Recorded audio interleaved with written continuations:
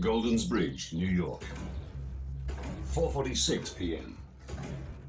Father of three, Ray Romano, is leaving on a business trip to Europe. Lynn, are you almost done, honey? Just finishing up. Is it time already? It's time. I just made partner in his accounting firm that he worked for his entire life. He was just an all-around good man. I'll see you next week. Please call. Of course.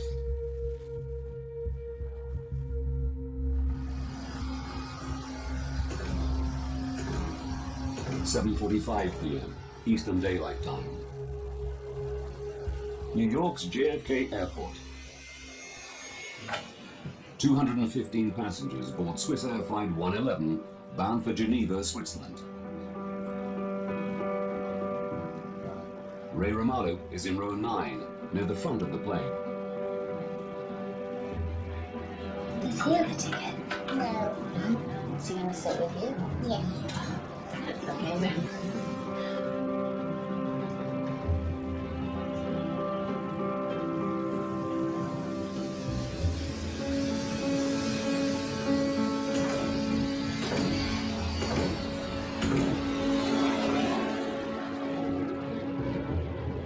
Captain Urs Zimmermann and First Officer Stefan Löw will fly through the night on the 8-hour journey.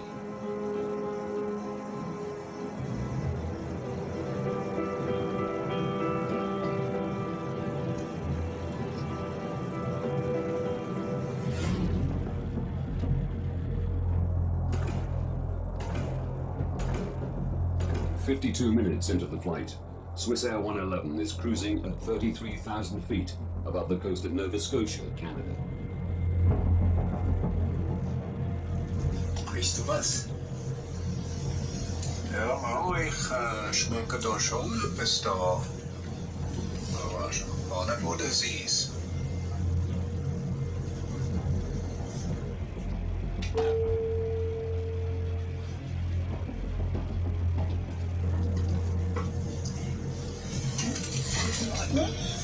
Ich schmecke dir etwas in der Kabine dahinter.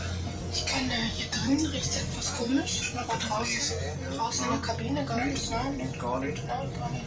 Just air conditioning, huh? Ja.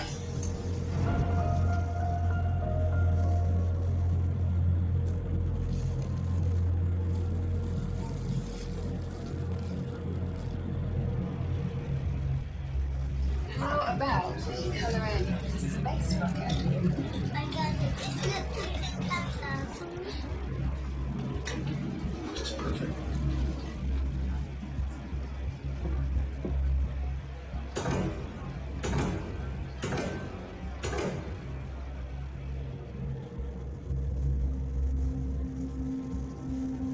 Irgendwelche Pläne für zu Hause? Wir können mal segeln an der Zürichsee. Ah, super.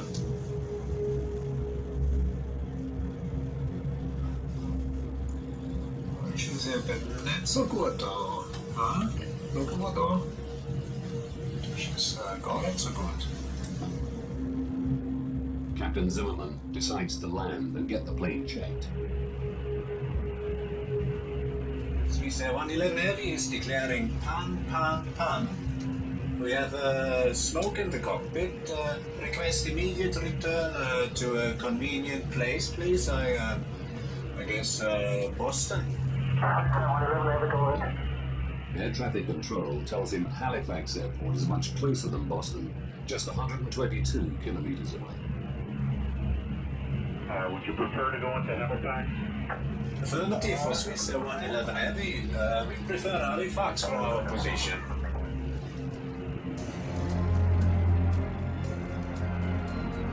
The airport prepares for an emergency landing.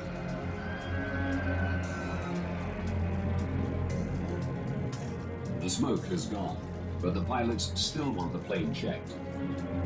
They use oxygen masks as a precaution and begin to descend. The captain has turned on the fasten seatbelt sign. We have a problem with the air conditioning, which needs to be rectified before we continue the flight. will be detouring into Halifax Airport in Canada.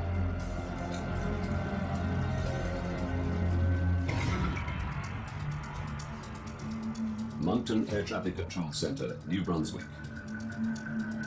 I had a quick look on my radar to see where the aircraft was and estimated that it was about 20 minutes away from the airport.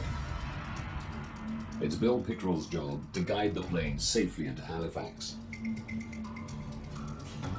It was going to be a fairly straightforward operation because they were lined up almost perfectly for a straight approach at that point. Swiss Air 111, good evening. Can I vector you to set up for runway 06 at Halifax? Yes, Victor 46 will be fine. Okay, it's a back course approach for runway 06, 30 miles to fly to the threshold. We need more than 30 miles. Swiss Air 111, roger, turn left, heading out 0130. The plane is too high to make it into Halifax on the first pass.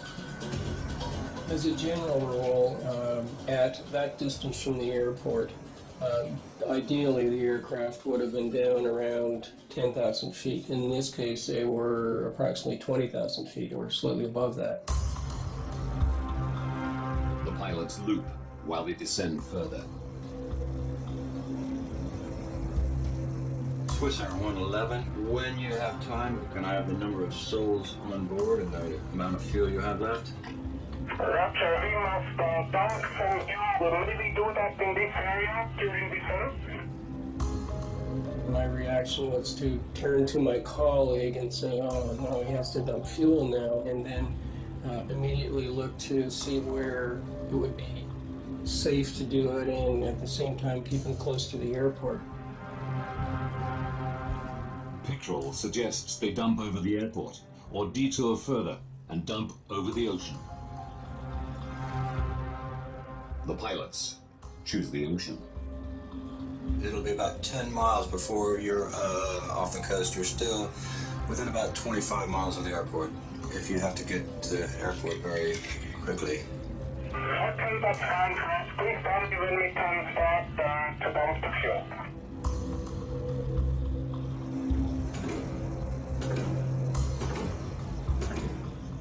The captain starts Swiss Air's procedure for dealing with smoke of unknown origin. Captain class switch selected, confirm. He cuts unnecessary power to the cabin.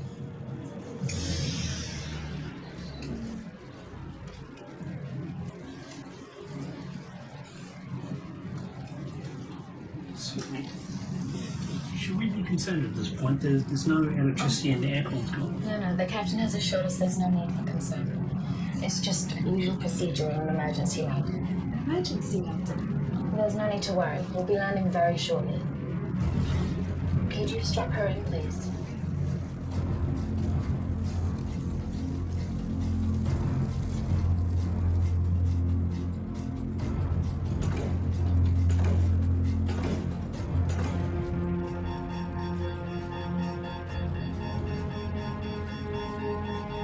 Wir haben den Autopiloten verloren. Der Autopilot ist weg. Herrgott, Stefan, wir haben ein Feuer. Ruf einen Notfall auf. I'm here to get the emergency now. Take somebody else. Copy that. Oh my God. The aircraft is at least 6 minutes from the airport. In the background, I could hear a master warning tone to the pilots, and I had no idea of what that meant.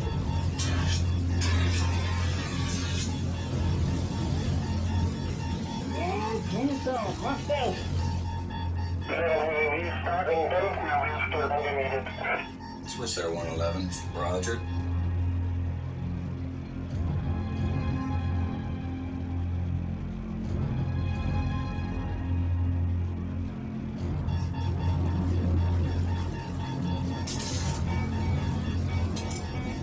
Wir haben die Hauptsache Großteile verloren.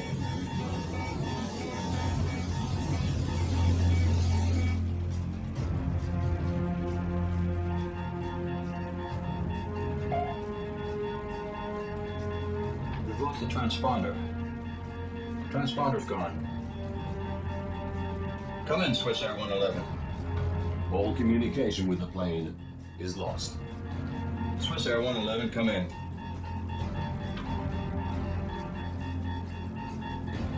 Air traffic controllers can now only follow its path on their radar. Swiss Air 111, come in. We noticed that the aircraft had turned away from the airport and was proceeding westbound down the coast. And that was when we realized that something had gone horribly wrong.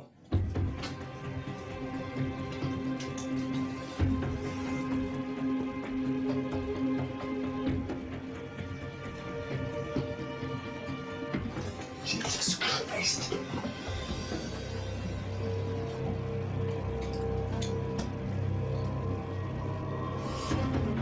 Please, move seats to the back. Go straight down. My colleagues will help you.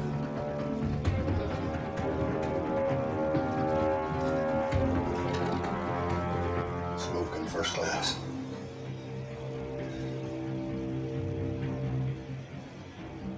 For 6 minutes, Bill Pickrell watches the plane's erratic course. It was a very, very helpless feeling to just sit there and not be able to do anything about it.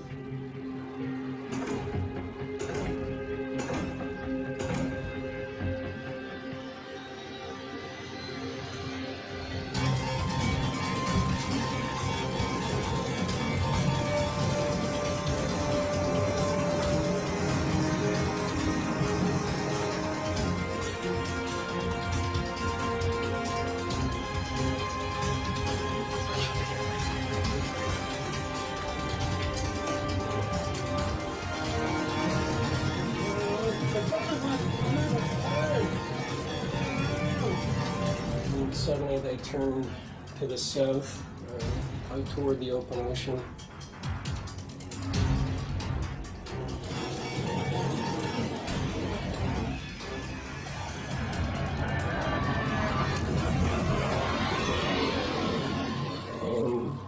And the aircraft disappeared. Oh my God, I think we've lost her. I think we've lost it. Swiss Air 111, come in. Swiss Air 111. Oh my God.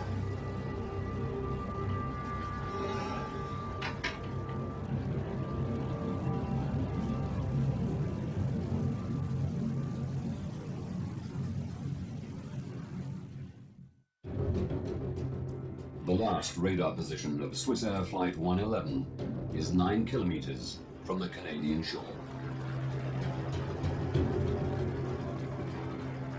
As word spreads, local fishermen head to sea, intent on rescuing survivors.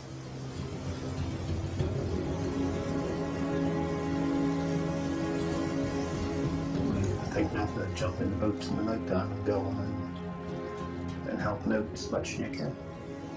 It was just a natural thing to do. It takes Wayne Manuel an hour to reach the site. You could see the rest of the boats that were out there at the time, but you could smell them. You could smell the fuel from the jet. And as we got closer, you could see debris floating.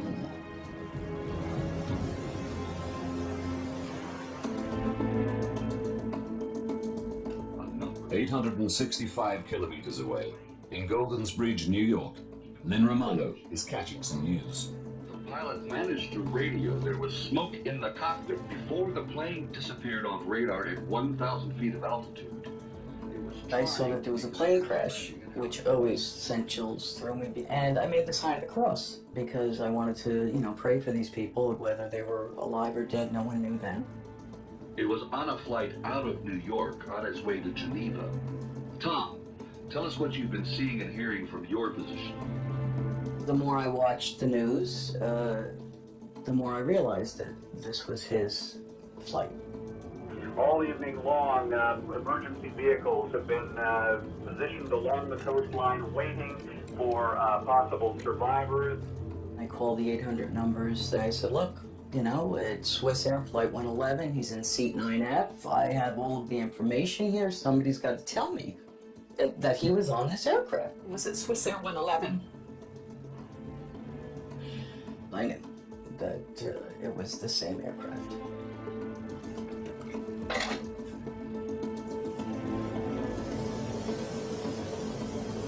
Most of what we seen floating were clothes, pieces of suitcases, and shoes. And, I think we went past one part of the plane at one time. Like probably a half a dozen windows out of the side of it. That was the biggest thing that we seen, I believe. Wayne hoped to find survivors. You always hope. But after you got there and you seen what was floating, you knew that there was nothing left. There wouldn't be any survivors.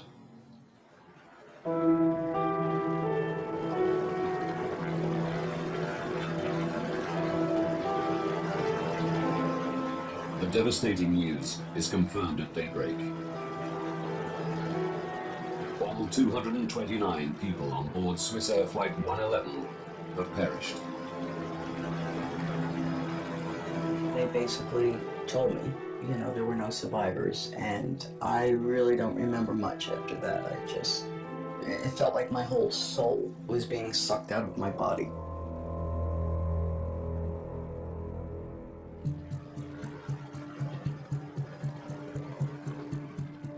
The Canadian Transportation Safety Board launched an investigation. The deputy chief is Larry Vance.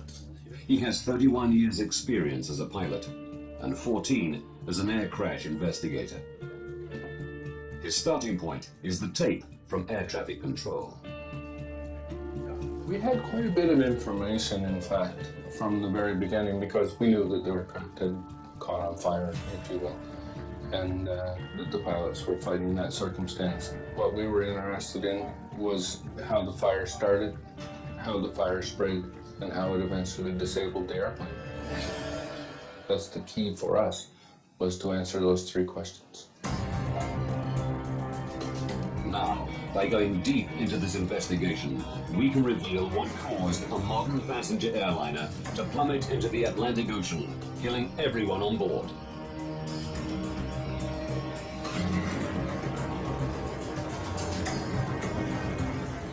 Before investigators can establish what caused the fire on Swiss Air 111, they must recover the wreckage.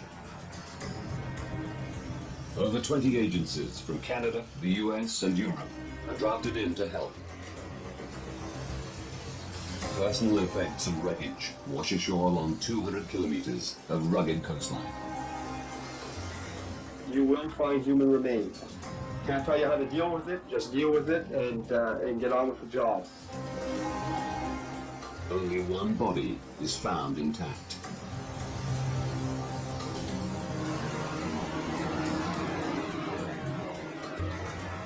Divers and remotely operated vehicles scour the wreckage 54 meters under the sea.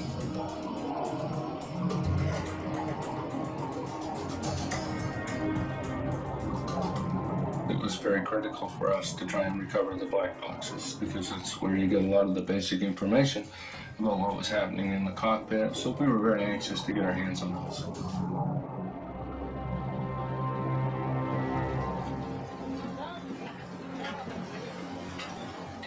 Within 9 days of the crash, both black boxes are found intact.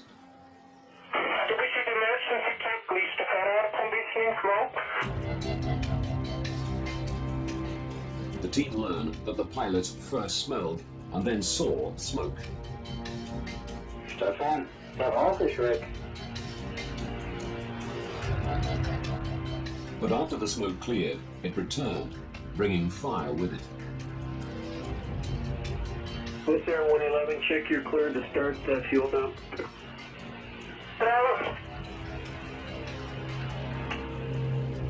But investigators learn little more. The information for the last 6 minutes on both recorders was missing, so that was a bit of a disappointment to us. We thought we were going to have the information all the way to the impact, but in fact we didn't. The black boxes don't provide any quick answers. But Vance is confident the plane's wreckage holds more clues.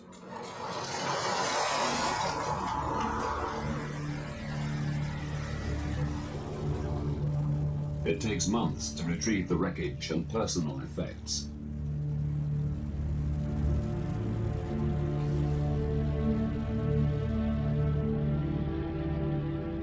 Bereaved relatives are invited to come and reclaim their loved ones' possessions. The carnage was unspeakable. I mean, there were suitcases that looked like a demon that could have shredded them. And yet there were certain things that were just in perfect condition that they just, picked up out of the water. Lynn sees her husband's notepad with a shopping list he wrote that morning. The fact that, his notepad was there that I could read, magazines were intact, but none of the passengers except one. And when I asked them, why? How could this be? Basically, they just explained it as the G-force and, what happens, and then I wish I never asked.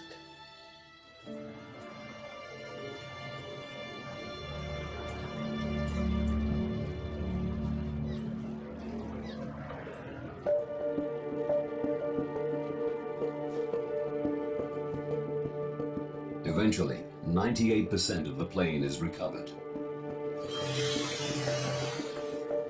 But it's in over 2 million pieces. The difficult task of finding clues is made easier as the plane crashed not on land, but in water. It presented us with a very unique opportunity because not very many times are you going to have an event where you have a full-fledged fire in progress, extinguished all at the same time, all instantly, so it preserves that fire in that moment of time. Investigators' priority is to establish where the fire began and what initiated it. Don Enns is the Transportation Safety Board's senior technical investigator. He heads the investigation's fire group. The first bits that came up that were identified as fire damage were from the either the cockpit or the first class galley or the first class compartment. So we're looking at that area. Seeing that all the fire-damaged wreckage is from the front of the plane, the team decides the best way to understand what happened is to reconstruct it. Like a 5,000-piece puzzle, the wreckage is painstakingly attached to a full-size wire jig. As you put more of the stuff together, the picture became more and more clear. I can remember looking at the roof of Galley 1 in particular, and seeing all the heat damage from the outside in, which is actually putting the heat source above the galley. The reconstruction shows that the fire was raging not in the galley, but out of sight, above it. In the attic space, which runs the full length of the plane. It houses electronic equipment, wiring, air conditioning components, and insulation. There were no smoke detectors in the attic, and no requirement to have them. Passengers would have absolutely no idea what was going on until the fire actually came through the ceiling, and even that would only have happened in the first class galley, maybe in the first class section. At the back of the airplane, business class and economy class, they would have absolutely no idea that anything was amiss. A bulkhead wall divides the attic into 2 compartments, with a small tunnel for wiring to pass through. By understanding who could smell the smoke when, from the black box recordings,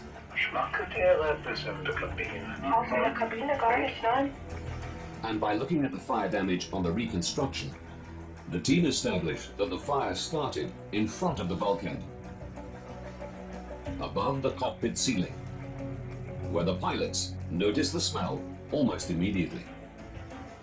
If it had started behind that bulkhead wall, it would have done a lot more damage, more rearward into the fuselage, and the people in the back of the airplane would have smelt the smoke and odor before the people in the cockpit did. Now they know where the fire started. They need to work out how it started. One of the things that we looked for, of course, was whether or not there was any criminal activity involved. Close inspection of some of the wreckage suggests there was. Very early on in the investigation, we started finding in what looked like buckshot from shotgun shell. The little ball bearing things, they were everywhere. In the seats and the seat backs and so on. We're thinking, well, somebody's in the airplane shooting it up, you know, like what's going on here? They question whether the fire was part of a terrorist plot, where someone boarded the plane with a shotgun. Until they learn what was in the plane's cargo hold. It turns out that they were the little tips for ballpoint pens. Those little tiny roller things that they put in the end of a ballpoint pen. There were tens of thousands of those things.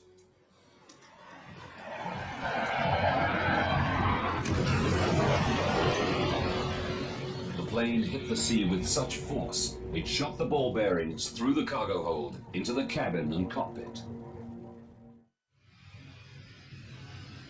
With criminality ruled out, Vance and his team must consider other possible causes of Swissair 111's fall. We know where the fire started. We knew it was up above the ceiling in the cockpit area. And then you start looking for potential ignition sources up there. And right away, the obvious one that comes to mind is wiring. The plane housed 250 kilometers of wiring. 3,000 pieces have been collected from the crash site. Air crash investigator Jim Foote knows his team's task is enormous. First, they must try to identify where each wire came from. The B wires were from basically in the cockpit back to the first door. So those wires we were definitely interested in. Any wire that began with the letter B, we want. Every inch of this wire. Jim's team search for damaged or missing insulation to see if they can find the wire that ignited the fire. Any wire, if you get the wire rubbing against a metal piece, then you can wear through that insulation. And if that wire is powered, then you could have an arcing event as it touches that structure. An arcing event is an electrical discharge which leaps from an exposed live wire. Like a tiny bolt of lightning, it creates a split-second flash of light and intense heat. This arc melts the wire's copper threads, leaving a telltale copper ball. It's these copper balls the team search for. They find 20 wire segments that had arced. Most of them ran through the ceiling of the cockpit. Any of them could have sparked the fire. 8 of the wire segments power the state-of-the-art personal in-flight entertainment system, which was fitted to the first and business class cabins in the year before the disaster.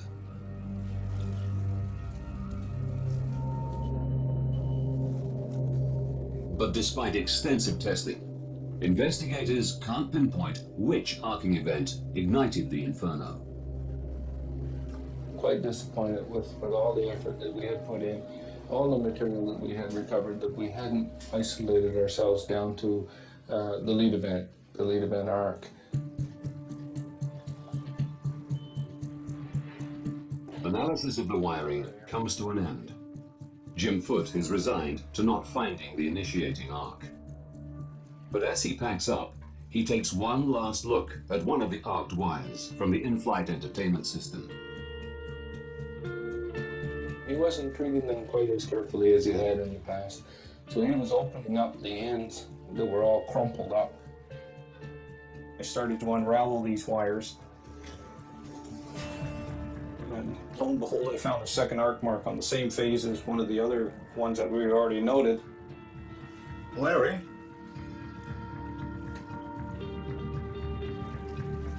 Have a look. I know these wires well enough, and Jim knew them well enough that when I looked through that microscope and I saw that tiny little arc, I thought, wow, that's it. We found it. Jim found it. To confirm that this is the arc that sparked the fire, they place it into a mock-up of the cockpit ceiling's wiring system. There's a lot of wires that come through the ceiling at that area and are attached to a metal bracket. What we think happened is that this wire chafed on this bracket. Planes are subjected to constant vibration as they travel at over 900 kilometers an hour. Investigators believe vibration caused the chafing. The wire's insulation became damaged, allowing the wire to arc on the metal bracket. We finally come to a conclusion in our own minds, almost instantly, to say that had to be it, because we knew from the positioning of those wires that where he had found that little arc was exactly where the fire had started. The team were concerned the in-flight entertainment system had not been properly installed. As a precaution, Swissair removed this non-essential system from its entire fleet.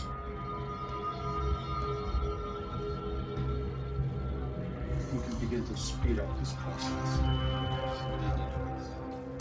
Investigators had found the source of the fire on Swissair 111, but there were more questions they wanted to answer. They knew the pilots couldn't prevent the fire. They needed to know whether they could have prevented the crash.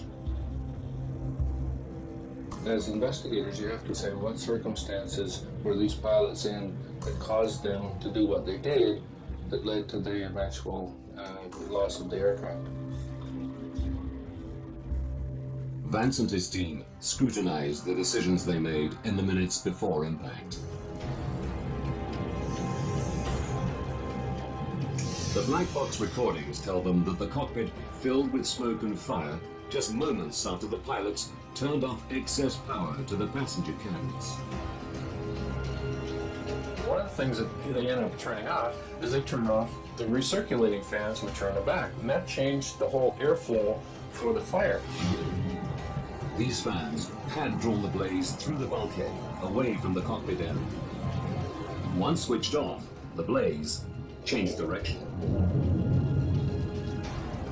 It just went like that. It changed just right off the bat. The fire raged above the cockpit, burning through the ceiling and disabling critical aircraft systems. It took almost all of the pilot's instruments that they used to control the airplane, to fly the airplane, to keep it upright, to know which way's up and which way's down. And these instruments all started to fail, all in and around the same time.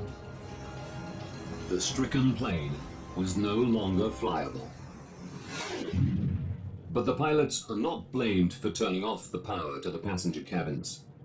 They were following Swissair's procedure for managing smoke of unknown origin. Ultimately, there was one critical decision the pilots made in the minutes before the crash, which attracted widespread criticism. There are still questions about whether the pilots took too long to try an emergency landing. Investigators say they turned towards Halifax, but then looped again over the sea to dump fuel. The pilot's choice to dump fuel added minutes to the flight. It was a procedure they could have ignored. Investigators want to know whether this detour cost the lives of the 229 souls on board. So what was our initial altitude? It was 33,000 feet. They calculate that for a direct approach to Halifax, the pilots should have started their descent at the moment they declared pan, pan, pan. But at this time, they didn't know that Halifax Airport was an option. Furthermore, A fully functioning plane would have needed 13 minutes to make the descent. Theirs was only flyable for 10. By the time we decided they were going to dump fuel, they weren't going to make it to Halifax anyway. They were going to crash somewhere. Their decision on whether or not to dump fuel did not make one iota's worth of difference as to whether or not they were going to live or die. Captain Urs Zimmermann and First Officer Stefan Löw are cleared of any responsibility for the crash of Swissair 111.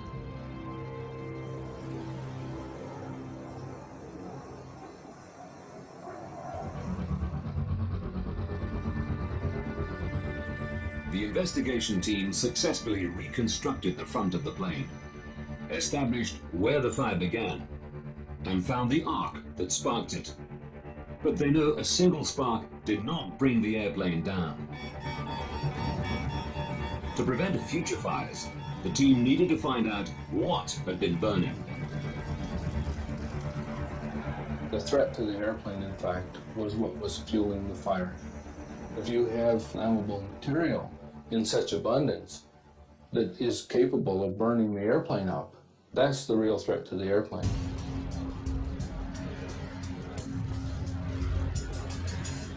All the materials in American planes have to pass the US Federal Aviation Authority's flammability test before they can be used. But something in Swissair 111's attic was clearly very flammable. I can think of nothing in the areas that exist that would promote burning. Their attention is drawn to the shiny metallized material that covered the fiberglass insulation, MPET, more commonly known as metallized mylar. We recovered some of that insulation blanket cover material, the metallized mylar, floating on the ocean. There was little pieces of it. And what do you suppose? But it showed burn marks. It showed that it had been on fire. Metallized mylar was installed in 699 US registered planes. If it had fueled the fire, all of them were also at risk. We had enough of it that we were recovering that wasn't burned, that we took a wee bit of it and set it on the hangar floor and touched the match to it.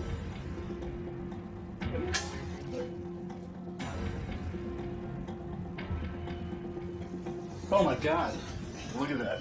That's incredible. And what do you know, it burned like crazy and very flammable. We thought, man, this airplane is full of that stuff. Vance is confident that metallized mylar fueled the fire on Swissair 111. Yes. We think we've come across what might be the problem. He immediately informs the US Federal Aviation Authority. It's caught fire. They had flame-tested metallized mylar more than 10 years earlier and passed it for use. One of the things that we did was to go back and look at the history of this metallized mylar to see if there had been previous opportunities to identify that as a hazardous material.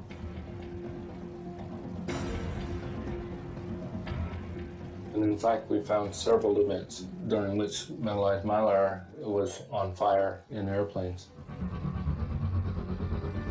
As a result of these previous fires, the plane's manufacturer, McDonnell Douglas, suggested metallized mylar should be stripped from all their aircraft. 4 years before the Swissair crash, the US Federal Aviation Authority had retested metallized mylar and found it was flammable. But they didn't ban it. The fact is that none of them had caused a loss of life. Had one of these previous accidents resulted in a number of fatalities, if you had a body count, then they may well have reacted differently. The FAA now had a body count of 229. Again, they tested the metallized mylar, subjecting it to much more realistic in-flight fire conditions. It failed. The FAA gave US airlines 4 years to strip it from their planes. We know that we got results because we had blood on the water.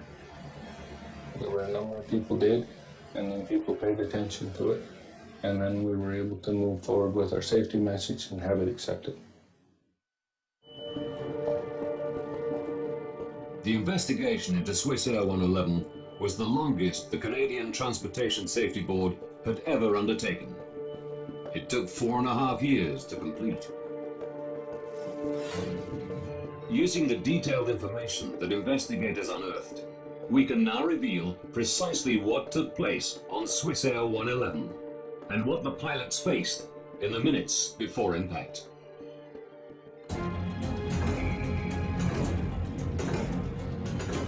"21 minutes to disaster. A wire in the attic arcs, igniting metallized mylar. The pilots smell something strange, but think it's an air conditioning problem. 18 minutes to disaster. Seeing smoke, they decide to land and head towards Halifax. 16 minutes to disaster. Air conditioning fans suck the attic fire towards the back of the plane. This clears smoke from the cockpit. 11 minutes to disaster. While hoping to lose height, the pilots choose to detour further and dump fuel over the ocean. They don't know what's happening in the attic.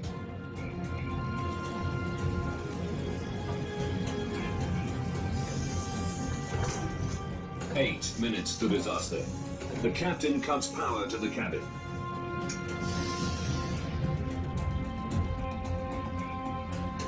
This shuts down the air conditioning fans, allowing the inferno to rage directly above the cockpit. 7 minutes to disaster. The blaze destroys the autopilot system, forcing the pilots to fly manually. Only now do they realize the enormity of the problem. Investigators suspect Captain Zimmerman fights the fire, leaving First Officer Loeb to fly the stricken plane. 6 minutes to disaster.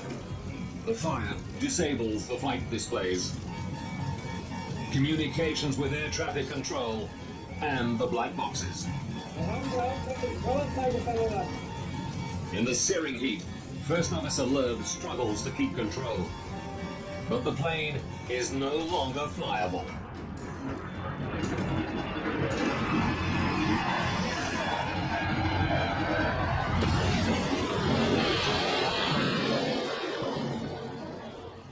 All 229 passengers and crew are dead.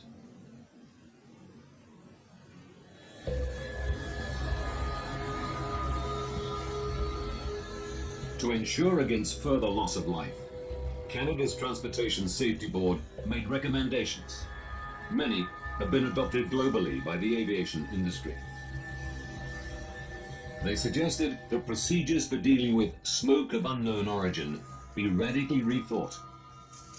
Our recommendation was that if you have smoke or odor in an airplane, that you have to assume that it is a fire that's out of control until you prove otherwise. And that, I think, has sunk its way into the aviation community a lot better than it did before Swiss Air 111. Investigators' biggest success was the banning of flammable metallized mylar. We know as a result of the Swiss Air 111 investigation that materials that might otherwise have been put in airplanes are no longer being put in airplanes, so a lot of good work has been done and a lot of good safety action has been taken.